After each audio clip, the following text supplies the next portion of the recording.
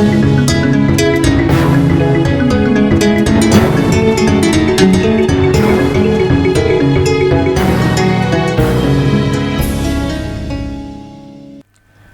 bamanankan kunnafoni kɛnɛ dayɛlɛ ni Shirifula tele studio fɔlɔ kɔnɔ Moribabugu an ka foli ni waliɲumandɔn bɛ aw ye aw minnu bɛ lajɛli la walasa kunnafoniw bɛ sɔrɔ Mali kunkan ani diɲɛ fan wɛrɛw kunkan ni a tuma seli bi bamanankan kunnafoni n'a kumabaw filɛ nin Mali silamɛw ka jɛkuluba au Conseil islamique Maniema groupement des leaders spirituels Maniema Al-Silamɛya dɛmɛtɔn Ansaru ɲɛjɔyɔrɔ an karamɔgɔ Seydi Sherif Usman Madani Haidara sefa wari miliyɔn 2 di Bagneso Maoma walasa a ka kɛ dɛmɛ k'a ɲɛsi Maoma bingalikɛla cɛjugu ka waliya kɛra degun ye k'a ɲɛsi maa minnu ma Bankas Mopti mara kɔnɔna la. Association Dɛmɛso maaw ni Suède ambassade ka bolodi ɲɔgɔnma kɔnɔna la u ye coronavirus kunbɛnni minɛn caman di ministriso ma mun ɲɛsinen no kiiri tigɛli kunkanko ɲɛnabɔli ma an ka jamana kɔnɔna la. Dɛmɛdin yɛrɛ kɛra ka bɛn ni juillet kalo tile 8 ye. Ninnu de y'aw ka bi bamanankan kunnafoniw n'a kumabaw ye mun bɛna walawala aw ye sɔɔni kɔnɔna la.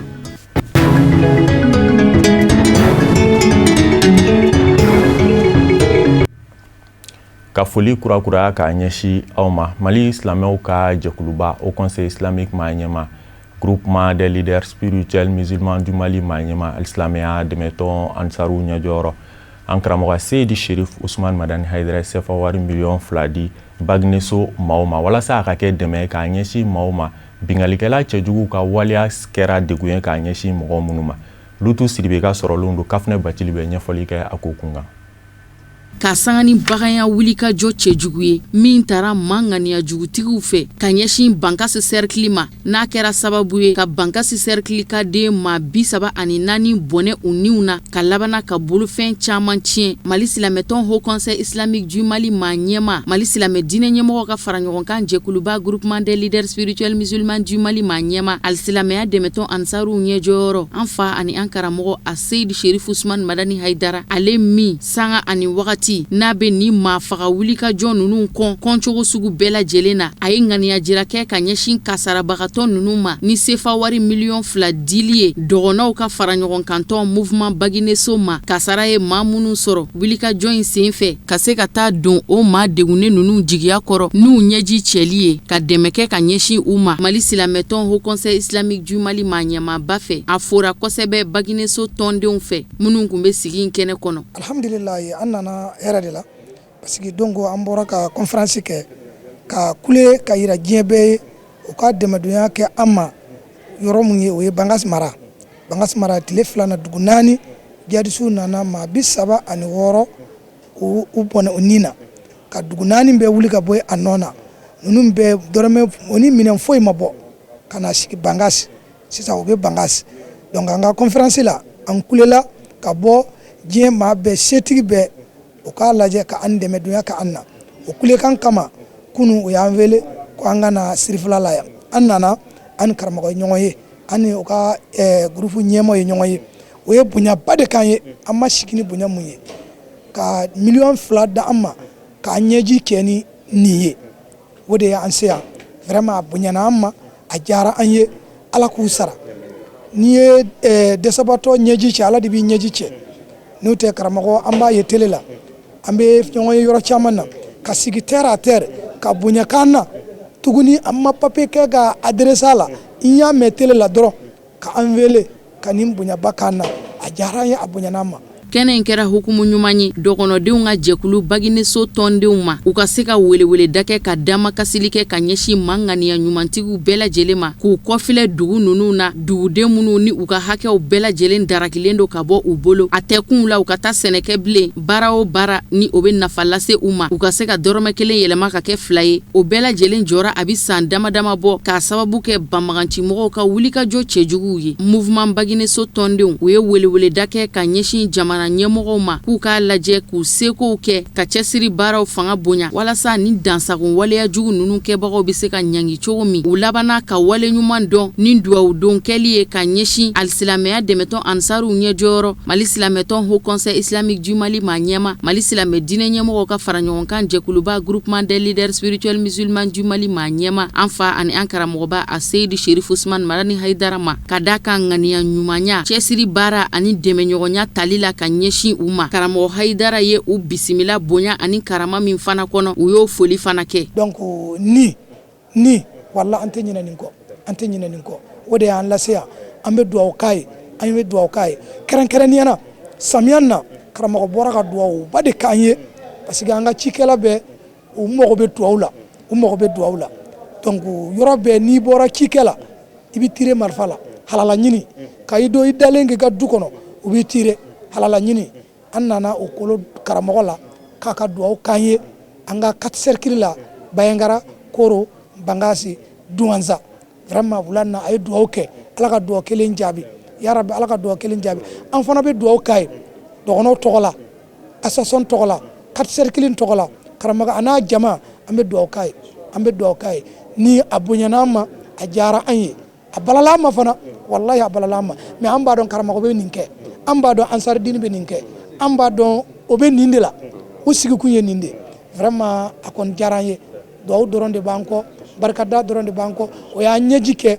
Ala k'u ɲɛji cɛ. An b'aw ladɔnniya k'a fɔ dugawu don de kɛra ka sigi in baaraw kun cɛ ka damakasili kɛ an daba ma yɔrɔ Mali jamana bɛ se ka basigi ka kolo suma cogo min.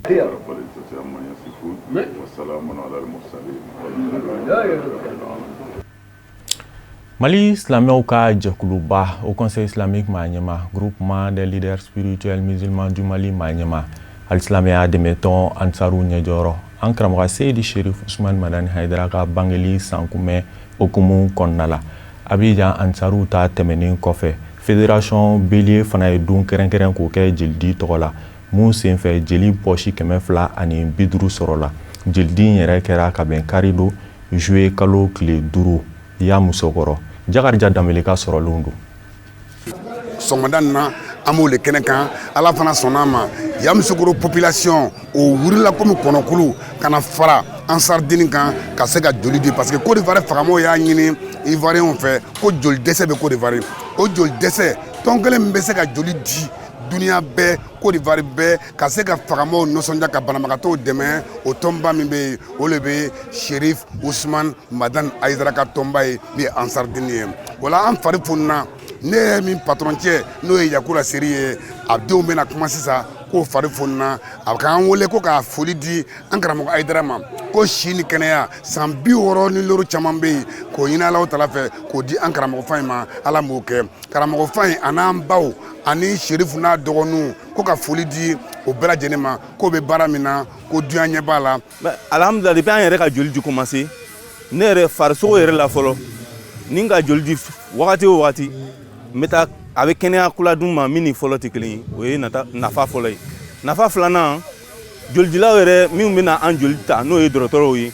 olu ko an ma ko mɔgɔ kelen ni k'i joli di ko nafa min b'a la ko dan t'a la ko parce que ko joli tɛ se ka fabriquer dɔgɔtɔrɔw fɛ laboratoire ma kɛ diɲɛ kɔnɔ fɔlɔ min bɛ joli fabriquer o tɛ yen bon joli fana n'i ko i b'a feere ko wari t'a sɔrɔ ko donc joli ko fɔ adamaden dɔ de bɛ diɲɛ a joli kɔ k'o di ko joli bɛ se ka sɔrɔ o sababu de la bon n'i k'o fara an karamɔgɔ ka kuma ka weleda kan kan k'a fɔ an y'an joli di ka mɔgɔw sauver ka dɔgɔtɔrɔw ka kuma filɛ vraiment depuis o kɛla an ka joli di commencé an fɛ yan an yɛrɛ tɛ danna siɲɛ kelen ma san kɔnɔ tugun an dɛsɛ nin ba o ye siɲɛ 2 ye san kɔnɔ sinon an bɛ tɛmɛ o kan yɛrɛ donc vraiment joli di an motivé b'a la bi kosɛbɛ an yɛrɛ bɛ mɔgɔw wele silaman ni silandan bɛɛ n'an ka commencé an tɛ danna Ansaru dɔrɔn ma Ansaru bɛ na an bɛ dugu kɔnɔ mɔgɔw wele k'an teriw wele k'an balimaw wele et puis bɛɛ bɛ motivé ka fara an kan ka na joli di surtout an balimacɛ min yɛrɛ kɛni bɛ ka an parrainer ko mɔgɔ wɛrɛ t'ale remplacer tuguni min ye Kulibali Yaku ye vraiment an b'a fɔ ka barikada ka dugawu kɛ a ye Ala k'an n'a dɛmɛ. Association dɛmɛso maaw ni Suède lasigiden min b'an ka jamana kɔnɔ olu ka bolo di ɲɔgɔnma kɔnɔna la u ye coronavirus kunbɛnni minɛn caman di minisiriso ma mun ɲɛsinnen don kiiri tigɛli kunkanko ɲɛnabɔli ma an ka jamana kɔnɔna la dɛmɛdin yɛrɛ kɛra ka bɛn ni juillet kalo tile 8 ye musaka mun donna a da fɛ a bɛ jɔ CFA wari $273,000 la Boubacar Traoré Abdoulaye Sogodogo tun bɛ a kɛnɛ kan Serifula Jamaramuso tɔgɔ la Fatumata Kaniba kumakan na se. a bɛ wagati damadamanin bɔ bi kɛnɛyako gɛlɛya bɛ an fɛ Mali jamana kɔnɔ yan ka sanga ni coronavirus banakisɛ yeli ye an fɛ yan ka da kan kabini coronavirus banakisɛ ye ko fɔlɔ an fɛ Mali jamana kɔnɔ yan ka se fo bidonya in ma a b'a la ka fanga sɔrɔ hali n'a y'a sɔrɔ maaw sɔrɔlu la minnu ni olu kɛnɛyara ka sanga ni nin lahala in ye an fɛ Mali jamana kɔnɔ yan jɛkulu min ni a bɛ wele ko association dɛmɛso ani a dɛmɛbaga jɛkulu ni o ye Suède lasigidenso ye an fɛ Mali jamana kɔnɔ yan ambassade du royaume de la Suède u y'u bolo fila fa kɛnɛya minɛn caman na ka di Mali jamana ministriso ma min ka caw ɲɛsinen no kiriko ɲɛnabɔli ma sefa wari miliyɔn 273 bɔɲɔngo la an bɛ ba kalama sisan diɲɛ tɔɔrɔlen do banajugu dɔ bolo n'u b'a fɔ a ma coronavirus o nana se diɲɛ jamana bɛɛ kɔnɔ n'u sera jamana min kɔnɔ ka ban an kan ka wuli k'an jɔ k'a essayer k'a kunbɛn o de kama nin ŋaniya in ta pour que ka dɛmɛ ladon Mali tribunalsow ma ani Mali kasobow ma ani an yɛrɛ bɛ baara kɛ commune 348 tɔ min kɔnɔ pour que an ka mɔgɔ minnu bɛ parajurisi u ka se ka minɛn sɔrɔ k'u yɛrɛ kisi u jɛɲɔgɔnw fana kisi dɛmɛso ka ɲinini ye min ye k'a fɔ maliyɛn bɛɛ ka se k'a ka jow dɔn n'a tɔɔrɔ la jo yɛrɛ kɛwale la a ka se ka dɛmɛ sɔrɔ pour que sariyasow kɔnɔ a ka se k'a ka jo sɔrɔ donc an ka baara ye mɔgɔw k'u ka sariyaw dɔn jamana kɔnɔ bɛɛ fana ka sariya nafa sɔrɔ bi kana k'i mɔgɔ ka capacité ye o de y'an ka baara ye. Suède lasigidenso Mali jamana kɔnɔ ni o ye ambassade suédoise ye a chef de coopération danganiyara la k'a fɔ k'u n'u seko n'u damajira bɛɛ lajɛlen kɛ dɛmɛ nasiraw fɛ walasa fɛn min ye coronavirus bana ye a ka taa ka bɔ Mali jamana kɔnɔ yan Mali jamana ministriso min ka caw ɲɛsinen no kirikow ɲɛnabɔli ma o secrétaire général tɔgɔlamɔgɔ min ni o ye kɛnɛ lasɔrɔ a ye ni hakilina in tare kosɛbɛ ni nisɔndiyakanw caman ye ni k'a jira k'a fɔ ko fɛn min ye nin kɛnɛya minɛn ninnu ye ko lasagonko ɲuman o na ta k'u sɛgɛrɛ yani an ka ni minɛn in sɔrɔ ministriso yɛrɛ niveau la an yɛrɛ tun ye mesure caman ta min b'a kɛ pour que an bɛ se ka bana in kɛlɛ cogo min na o mesure ninnu na o ye ka bolo bɛ ko ni minɛn minnu ye masque ninnu an b'a fɔ minnu ma thermoflash minnu bɛ i ka température ta bon département justice yɛrɛ tun y'i bolo da kun k'o bɔ k'o di tribunaux bɛɛ ani juridiction bɛɛ ma ne hakili la n'i y'a ye an ye bi kɛ k'a fɔ an ma cas sɔrɔ an fɛ yen o senba b'a la parce que ministriso teliyara a baara fɛ o de y'a kɛ certainement que an ma cas ye an ka niveau la bi surtout ni mɔgɔ min b'an ka baara an ka environnement dɔn n'o y'an ka prison kɔnɔnaw ye parce que adamadenw de fara bɛ ɲɔgɔn kan k'a fɔ ko a bɛ nin bɔ ko ka nin bɛɛ kɛ a k'olu ka bali mɔgɔw la mais en réalité a secret ye fɛn min ye o de ye nin ye an kɔnna bana in kɔnɔ quoi mais matériel min dilen filɛ nin bi effectivement a bɛna renforcer parce que déjà dɔ tun b'an bolo ka ban déjà a bɛna renforcer n bɛ n profiter ka micro fɛnɛ na an dɛmɛbagaw n'o ye clinique dɛmɛso ye k'u fo nin baara in na vraiment nin baara ɲɛnamaba in a bɛna kɛ sababu ɲuman b'an fɔ an ye baara fɛn fɛn kɛ ka se k'a tɔ continuer ka taa fɛ. lajɛrɛ in baaraw bɛɛ lajɛlen kun cɛra ni kɛnɛya minɛn ninnu diliw ye.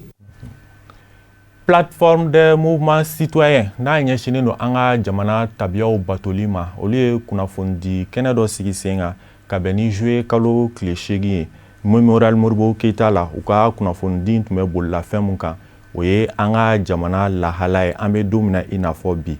u ye a yira k'a fɔ mun bɛ se k'an ka jamana bɔ dingɛ kɔnɔ o ye sigi ka fɔ ye u labanna k'a yira k'a fɔ k'u bɛna meeting belebele labɛn ka bɛn sibiri do juillet kalo tile 11 ma san 2023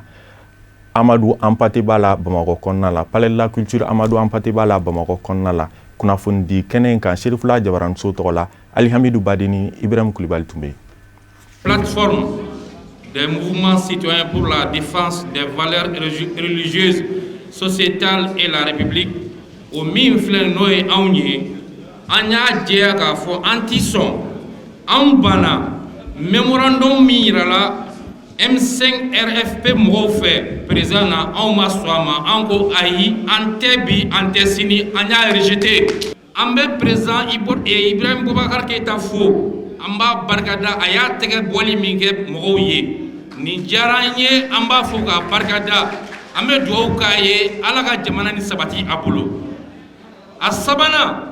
a ye danaya da min kan n'o ye Boubou Cissé docteur Boubou Cissé an b'a fɔ a ye k'a fɔ plateforme bɛɛ lajɛlen b'a kɔfɛ an sɔnna ka ɲɛmaya ma an b'a kɔfɛ a tɛ bɔ a place la a naaninan an b'a jɛya maliyɛn bɛɛ ye k'a fɔ plateforme min filɛ nin ye an bɛ jamana nin ka constitution kan min votera 92 ni peuple malien y'a voté oui an b'a kan an b'a défend a wɔɔrɔnan an b'a ɲini u ka mouvement fɛ M5 RFP k'a fɔ u ka na tabulu kan an ka sigi an ka kuma o de bɛ jamana taa ɲɛfɛ mais n'u ban'o ma u k'a dɔn k'a fɔ u ba an ka plateforme u b'a u sɔrɔ an ɲɛfɛ an tɛ sɔn an ka jamana nin ka ci o kɔfɛ an b'aw fo k'aw barikada an tɛna se k'a bɛɛ fɔ wagati janyara nin y'a kumabaw ye k'aw fo k'aw barikada ka maaw hakili lajigi ka kɔni ɲɛ k'a ɲini ɲɛmaa yɛrɛ fɛnɛ fɛ président Ibrahim Boubacar Keïta a ka cɛsiri a ka gouvernement kura nin sigi joona ka da kan jamana mɛnna ni lamɔ na an b'a fɔ a ye k'an b'a nɔfɛ a kana siran ala taala ni ɲɛmaaya d'a ma a k'a ka tɛmɛ n'a ka baara ye jamana kɔnɔdenw b'a nɔfɛ o kɔfɛ an ka ɲɛmaa sirifikɛ an b'a fɔ ka barikada n'o ye Hayidara ye Mufa Hayidara a ye mɔgɔw hakili jigin k'a fɔ ni ala taala ye sibiri yira n na an ka sirifikɛ de ye maliyɛn bɛɛ wele bɛɛ lajɛlen ka bɔ maa i bɔtɔ i muso i den i se bɛ maa ma la bɛɛ lajɛlen ka bɔ an ka ɲɔgɔn sɔrɔ palais de la culture la 15h samedi don n'ala y'o yira n na 15h an bɛɛ lajɛlen ka bɔ an ka kɛ jamakulu kelen an ka taa yira k'a fɔ an b'an ka sirifikɛ kɔfɛ n'o ye alakira bonda dɔ ye a ka welekan anw y'a jaabi mun na ko jamana ko don an b'a kɔfɛ an bɛ président Ibrahim Boubacar Keïta kɔfɛ an b'u bɛɛ lajɛlen kɔfɛ ala ka jamana nin kɔrɔtan ala ka jamana nin kisi halaki ma ala ka jamana nin kisi ɲinibaga juguw tɔɔrɔ ma o kɔfɛ an b'a fɔ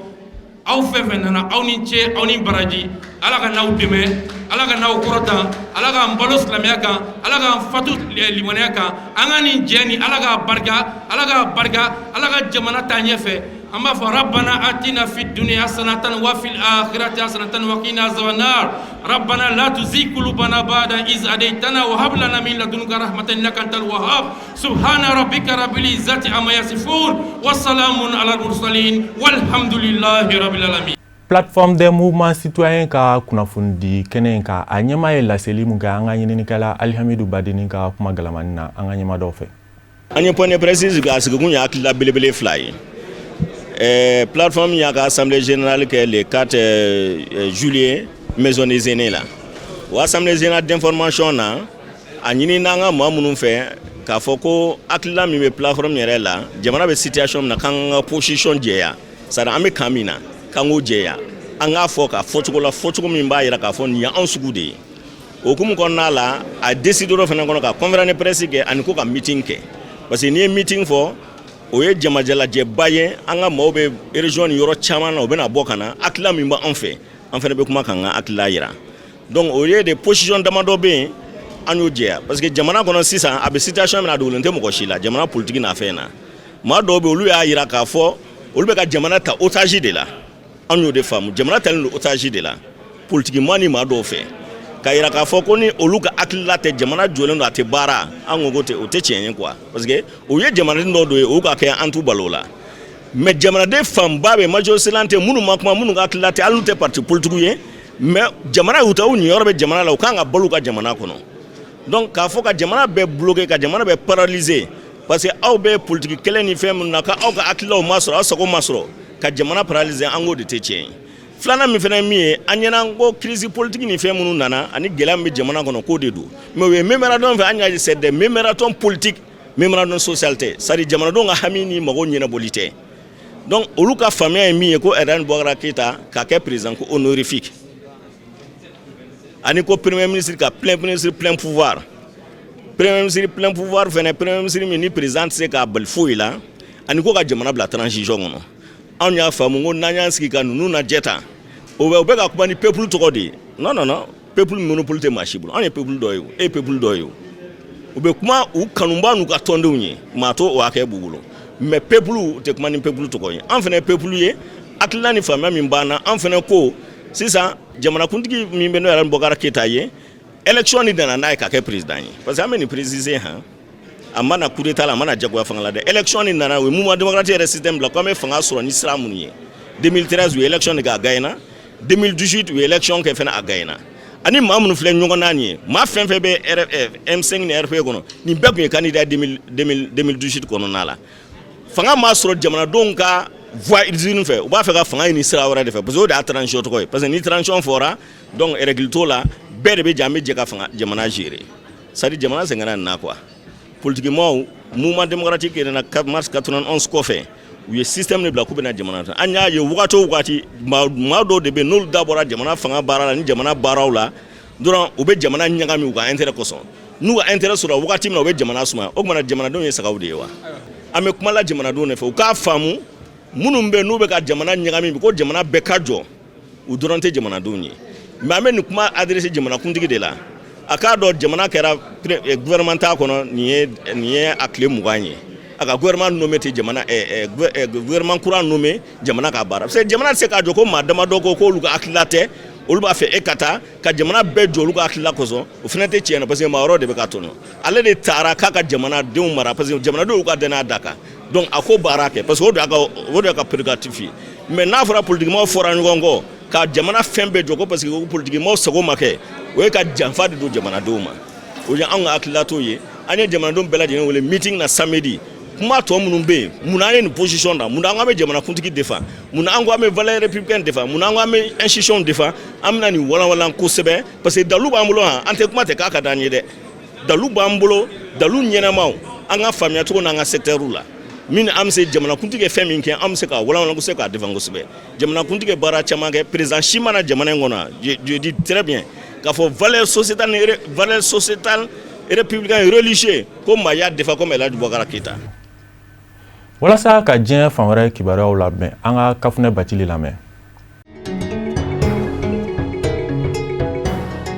Burkina Faso jamana kɔnɔ banbagancimɔgɔw ye wulikajɔ cɛjugu wɛrɛ boloda min kɛra sababu ye ka sigida ɲɛma dɔ bɔnɛ a nin na nin bɛna k'a siɲɛ 2nan ye Burkina Faso jamana kɔnɔ maire ka bɔnɛ a nin na maa ŋaniya jugutigiw ka wulikajɔ cɛjugu senfɛ san 2019 novembre kalo la Jibo sigida ɲɛma fana nin tora nin tocogo kelen in de la ka sanga ni banbagancimɔgɔw ka wulikajɔ ye sigida ɲɛma min binnen filɛ nin ye maa ŋaniya jugutigiw ka jɔ fililen kɔnɔ ni ka a bɔnɛ a nin na fufalaki pɛnzan sigida ɲɛma de do banbagancimɔgɔ ninnu ka wulikajɔw bolodara ka sigida ɲɛma in to taama de la pɛnzan commune ani Barça logo sira furancɛ la sigida ɲɛma in tun bɛ ka bɔ pɛnzan commune dafɛ walasa ka kaya dugu de magɛn o de senfɛ banbagancimɔgɔw nana jan da u ɲɛ ni ka kasara in sababuya lakana tigilamɔgɔ volontaire 2 olu jogina kosɛbɛ kumana min na lakana tigilamɔgɔw fana wɛrɛ wulila k'u bɛ taa dɛmɛ don pɛnzan sigida ɲɛma ani a ka taamadenw ma olu fana taara bin banbagancimɔgɔw ka jan dalen wɛrɛ kɔnɔ ni ka wulikajɔ kɛ 2 ye finitigilakaw ni banbagancimɔgɔ ninnu karili ɲɔgɔn na lakana tigilamɔgɔ 6 olu bɔnɛna u niw na ka fara lakana tigilamɔgɔ volontaire 3 kan olu fana nin tora banbagancimɔgɔw ni lakana tigilamɔgɔw cɛ ɲɔgɔn sama kɛlɛw bi ta kuncɛ wagati min ka sanga ni heure damadama ye pɛnzan sigida ɲɛma su taara ye fan dɔ fɛ ani taamaden minnu tun bɛ ɲɔgɔn fɛ olu ma ye a kɛrɛfɛ kuma tɛ u tun bɛ bolimanfɛn min na ka sanga ni wulikajɔ 2 ninnu ye minnu bolodara banbagancimɔgɔw fɛ an bɛ waati min na i n'a fɔ komi sisan maa hakɛya minnu ni olu nin tora wulikajɔ 2 ninnu senfɛ o jatew ma se ka bɔ ka dan fɔlɔ Burkina Faso sigida ɲɛmayasow ka fara ɲɔgɔn kan tɔn u ye weleweleda kɛ ka ɲɛsin jamana gouvernement ma fɛɛrɛ kura wɛrɛw bɛ se ka boloda cogo min na banbaganciya kɛlɛ la barisabu ka d'a kan pɛnzan sigida ɲɛma min ni o nin filɛ nin ye ka kasara banbagancimɔgɔw ka wulikajɔ senfɛ o bɛ k'a siɲɛ 2nan de ye sigida ɲɛma nin ka bon Jibo maire nin kasara len kɔfɛ san 2019 novembre kalo tɛmɛnen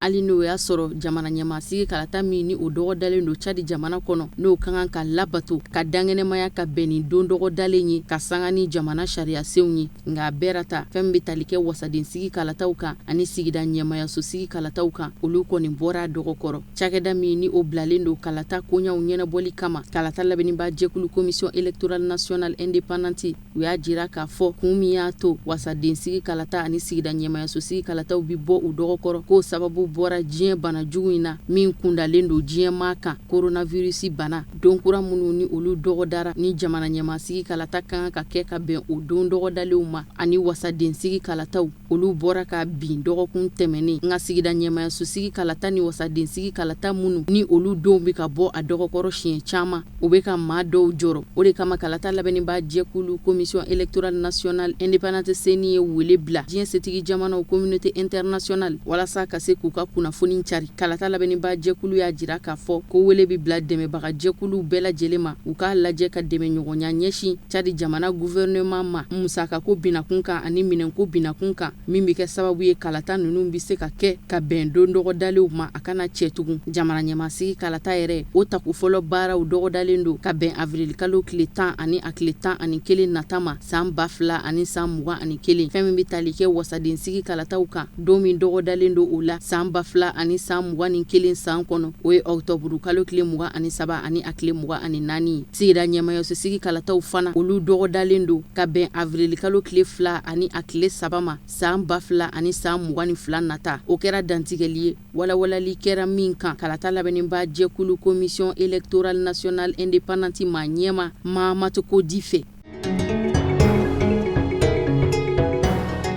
Algérie jamana kɔnɔ Algérie jamana ma ɲɛmaw ye bɛnkan kura ta ka bɛn tarata don juillet kalo tile 7 ma bɛnkan in sariya de don min bɛna basigiyɔrɔ kelen laɲini Algérie ka denw fɛ ko kura kun kɛrɛnkɛrɛnnenya la commune 18 kɔnɔ ka bɔ dugu la dugu minnu ni olu kɔnɔma sɔnsɔnnen don kosɛbɛ Algérie jamana kɔnɔ sariya kura min ni o tara u ko a ma reconfinement k'a ɲini commune 18 kɔnɔ denw fɛ setif dugu kɔnɔ u ka se ka to datugulen u sisow kɔnɔ sariya kura talen sɔrɔla fɛn min fɛ o kɛra ka sanga ni coronavirus banabatɔ hakɛya kɔrɔtali ye ni dɔ bɛ ka fara banabatɔ ka dongo don ka taa fɛ sefiti dugu ye coronavirus bana bɛ ka dadigi kɛ dugu min kominiw na Algérie jamana kɔnɔ ni ye duguw ta k'a lajɛ sefiti dugu bɛ jɔ jɔyɔrɔ 3nan na coronavirus banabatɔ hakɛya ka ca yɔrɔ min na kosɛbɛ ka tɛmɛ Algérie dugu tɔw kan Blida ani Alger kɔfɛ sefiti dugu de bɛ gɛrɛ basigiyɔrɔ kelen k'a laɲini commune 18 ka denw fɛ u datugulen ka to u sisow kɔnɔ Algérie jamana kɔnɔ o sariya min tara Algérie ma ɲɛmaw fɛ a lawaleyali kan ka daminɛ ka bɛn arabadenw ma a bɛ wajibiya o commune 18 ka denw kan u digilen ka to u sisow kɔnɔ kabiri tilegan fɛ midi waati fo ka taa se 4h du matin ma Algérie jamana kɔnɔna kungoko minisiri ka fɔ la a ko reconfinement sariya in dabɔra fɛn min kama ko kura o ye ka se ka sira da bana in ni walankatali cɛ hali bi a tiɲɛni nɔ fanga kana nata bonya ka dankɛ setifu dugu sigida 60 cɛma sigida 18 sariya kura in bi boli olu de kan tile 15 kɔnɔna na basigiyɔrɔ kelen sariya kuncɛlen kɔfɛ kalo kelen Algérie jamana kɔnɔ reconfinement sariya in bɛna boli commune 18 kan Algérie jamana ye farafina jamana maagolo jɛmanw ka yɔrɔ ye bana in kɛn bɛ ka dadigi kɛ jamana min na kosɛbɛ jamana ɲɛmaw ka fɔ la bana in walankatali dugu kɔnɔ o dabɔra jamana kɔnɔdenw de la barisabu ka da kan coronavirus bana kɛlɛ la ko ɲanguma jamana kɔnɔden caman kelen k'i bolo jigin waleya ɲuman minnu fɔra ko ka matarafa walasa kisi bi kɛ ka bɔ bana in tɔɔrɔ ma k'o tɛ ka timɛ jamana kɔnɔdenw fɛ o de kɛra sababu ye bana in ka se ka nin kuntagala sɔrɔ jamana in kan Algérie jamana yɛrɛ kɔnɔ n'i y'a ta k'a lajɛ ɛri 24 kɔnɔ tile kelen jate banabatɔ sina ka yɛlɛn ka bana yɛlɛma maa 463 fɛ don kelen na ten o jaabi bɔra ka bin sɛgɛsɛgɛli jɛkulu fɛ ka bɛn ntɛnɛ ma Algérie jamana kɔnɔ coronavirus banabatɔ an bɛ don min na i n'a fɔ komi bi a ka ca maa 10,604 kabiri ni coronavirus bana in nun tara Algérie jamana kɔnɔ février kalo tile 25 kana se bi ma sabagatɔ minnu sata bɔra coronavirus bana la o bɛ taa se maa 959 na. Maroku jamana kɔnɔ Maroku jamana minisiri min ni o ka caw bɛ ɲɛsin Maroku dugu kunkanko kow ɲɛnabɔli ma a ye dantigɛli kɛ ka bɛn tarata don juillet kalo tile 7 ma Nador dugu kɔnɔ dantigɛli min senfɛ a y'a jira k'a fɔ ko tɛgɛ sera ka kɛ banbaganci jɛkulu dɔw la minnu ni État islamique banbaganci jɛkulu bolo bɛ ɲɔgɔn bolo jɛjugu la banbaganci mɔgɔ ninnu ka minɛni kɛra ka sanga ni waati ye waati minnu na fɛɛrɛw kun bolodalen don u bolo ka wulikajɔ ta ka ɲɛsin Maroku jamana fan dɔw ma o de senfɛ lakana tigilamɔgɔw ye kɔkankalen k'u la ni ka tɛgɛ kɛ banbaganci mɔgɔ ninnu dɔw la banbaganci mɔgɔ minnu yɛrɛ dɔw sera ka minɛ lakana tigilamɔgɔw fɛ ni siga kelen d'u la k'a fɔ u ni État islamique banbaganci jɛkulu bolo bɛ ɲɔgɔn bolo jɛjugu la u si bi sɔn ka ye san 21 ani san 26 ni ɲɔgɔn cɛ Maroku jamana kɔnɔna kunkanko ko ɲɛnabɔ minisiriso ka fɔ la tɛgɛ kɛra sigana mɔgɔ minnu na banbaganci jɛkulu min bɛ wele ko Daesh ni u ni État islamique banbaganci jɛkulu bi ɲɔgɔn bolo jɛjugu la siga kelen don a la k'a fɔ olu de tɔndenw don don tɛmɛnenw na ani Espagne jamana ka wulikajɔw senfɛ desanburu kalo tɛmɛnen lakana tigilamɔgɔw kun ka cɛsiri baara kɛra sababu ye ni ka o bamaganci tɔn dɔ ci cɛsiri baara min ni o bolodara ka bɛn tarata ma Maroku jamana fɛ walasa ka se ka bamaganci tɔn in filekolon ci k'a dagakolon ci a kɛra bureau central d'investigation judiciaire de fɛ o ye kulu ye Maroku jamana kɔnɔ min ka cɛw bi ɲɛsi bamaganciya kɛlɛli ma ani ka se ka sɛgɛsɛgɛli waleyaw boloda min bɛ kɛ sababu ye k'u tɛgɛ da ko ɲuɲu n'a ɲɛɲɛw bɛɛ lajɛlen kan san 2018 san Maroku jamana kun sɛngɛnna kosɛbɛ bamaganci mɔgɔw bolo barisabu ka da ka sanga ani wagati u kun bɛ wulikajɔ cɛjuguw boloda ka ɲɛsin jamana in kɔnɔna fan caman ma min senfɛ tɛgɛ kɛra bamaganci mɔgɔ ninnu caman na ni k'u bila kiri ka bolo kan dɔw yɛrɛ ɲangira peine de mort la minnu sariya ma se ka ta ka dun ba la kabiri ni san 1993 san 2021 tɛmɛnen tɛgɛ sera ka kɛ bamaganci mɔgɔ 79 de la ni k'u lasakun kiri ka bolo kan.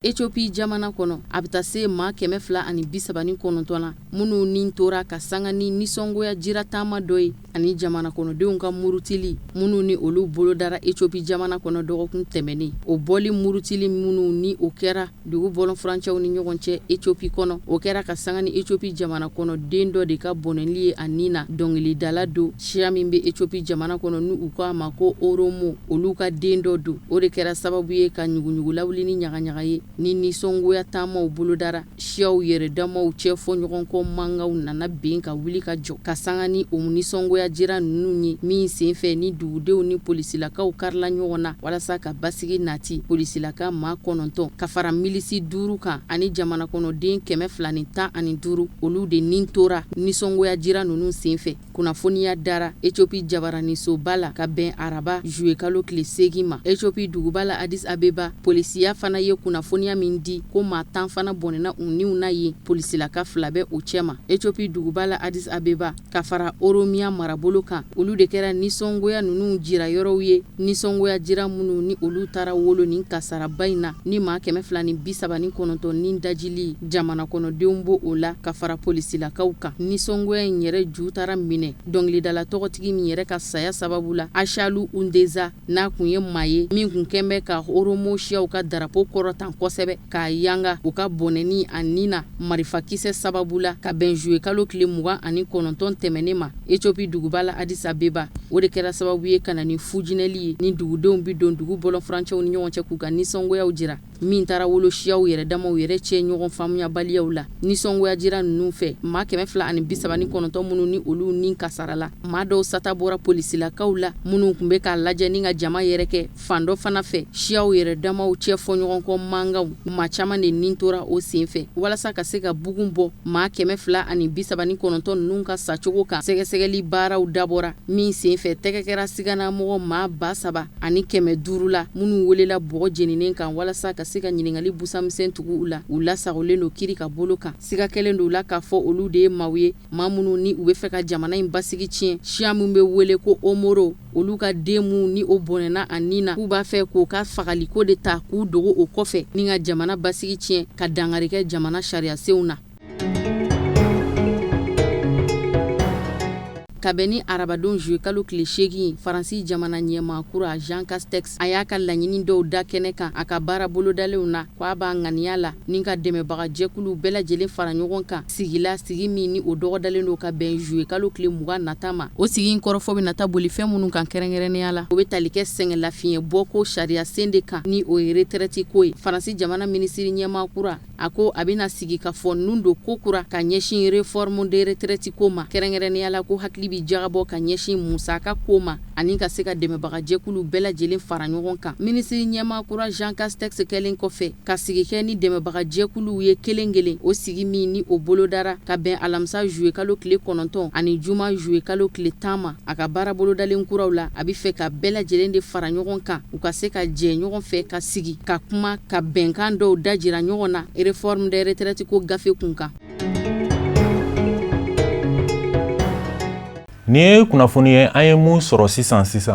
Côte d'Ivoire ministri ɲɛma Amadou Gon Coulibaly ni Côte d'Ivoire jamana ɲɛma Alassane Ouattara tun y'a kanu a ka kɛ jamana ɲɛma ye don nataw la a tora conseil des ministres dɔ senfɛ a yurula ka bi o kɛlen o y'a ta ka taa n'a ye kɛnɛyaso la nga ala y'a ka kalifa minɛ a la an b'a ladɔnniya k'a fɔ don nataw la a bɛna kunnafoni jɔnjɔn wɛrɛw sɔrɔ a ko kun kan o fana de bɛ dan sigi bi bamanankan kunnafoniw na an sera ka mun fara ɲɔgɔn kan ka bɛn ni tuma ma kunnafoni di so ɲɛmaayaso fɛ a ni ce aw ka lajɛli la aw kan bɛn ni ala sɔnna ma